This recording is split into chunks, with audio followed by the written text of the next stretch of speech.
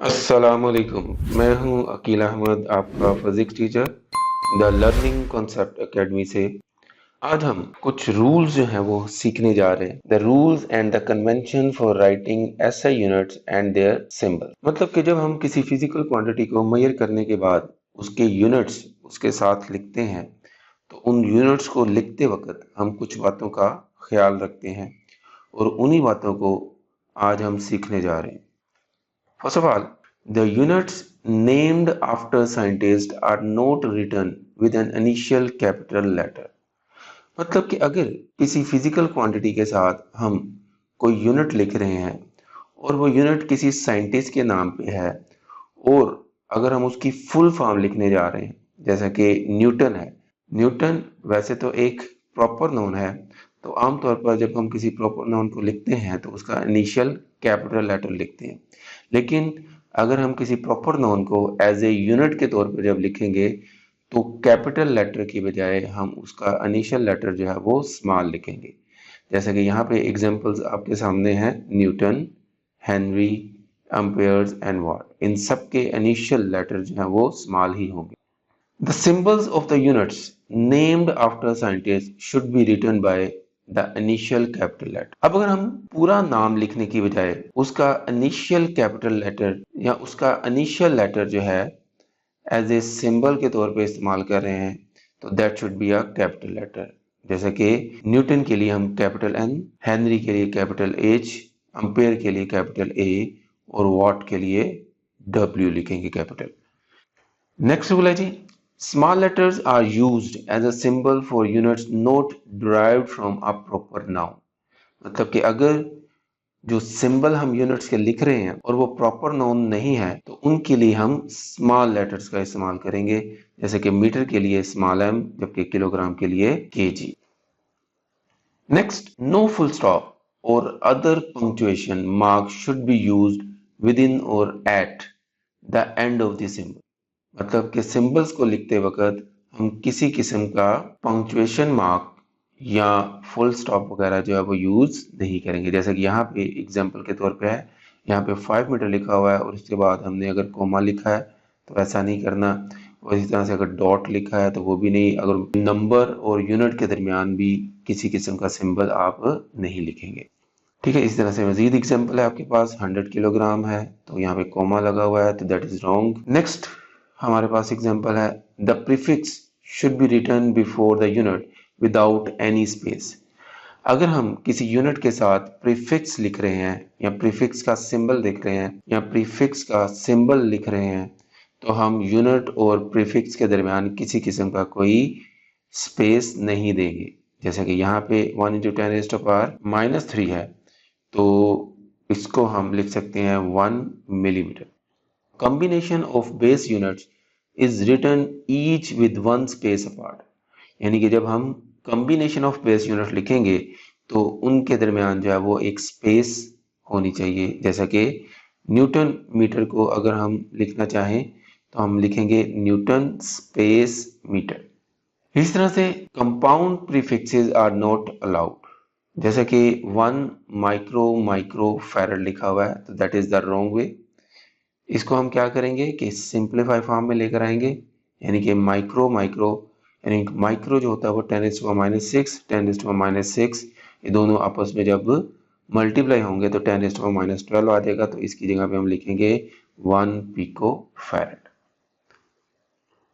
इस तरह से when the temperature is expressed in kelvin the degree sine is omitted.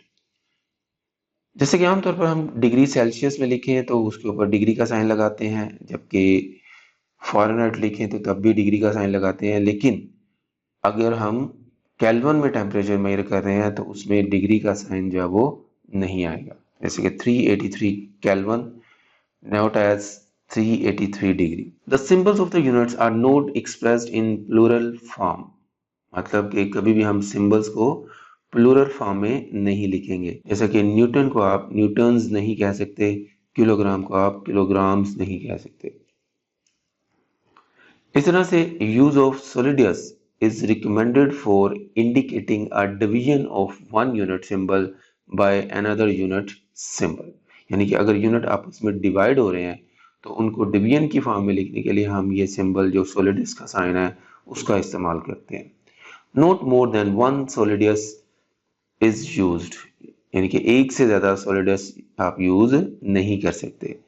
जैसे कि मीटर पर सेकंड को आप मीटर पर सेकंड इस तरह से भी लिख सकते हैं, लेकिन जाउल पर केल्विन पर मोल को हम इस तरह से लिखने के बजाय हम इसको जाउल पर केल्विन पर मोल की फॉर्म में लिखेंगे।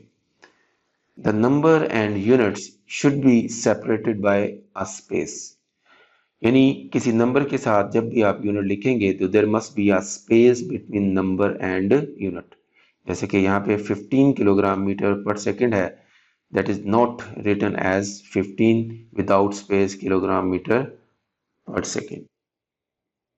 नेक्स्ट है जी accepted symbol alone should be used, यानी कि किसी फिजिकल क्वांटिटी के यूनिट को जो सिंबल असाइन किए गए हैं तो वही सिंबल जो है वो इस्तेमाल किए जाएंगे, इसके अलावा जो है वो सिंबल आपने इस्तेमाल नहीं करने। जैसा कि अम्पेयर के लिए आमतौर पर लिख दिया जाता है AMP, तो दैट इज द रॉन्ग वे, और सेकंड के लिए आमतौर पर लिख दिया जाता है SEC। तो ऐसा नहीं करना, बल्कि अम्पेयर के लिए कैपिटल A सिंबल है वही लिखना है, जबकि सेकंड के लिए स्मॉल s है तो वो S ही लिखना है।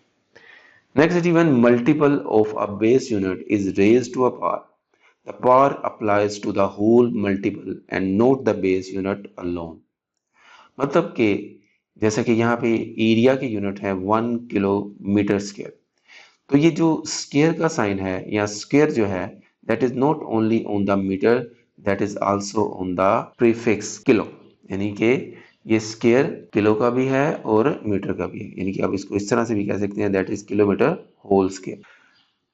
The numerical values of physical quantities should be written in scientific form, जैसे कि the density of mercury should be written as 1.36 into 10⁴ kilogram per metre cube, not as 1600, not as 13,600। मतलब कि numerical values में अगर बड़ी values आ जाती हैं या छोटी वैल्यूज आ जाती हैं तो हमारी जो प्रेफरेंस होती है कि हम उसको साइंटिफिक नोटेशन की फॉर्म में लिखें।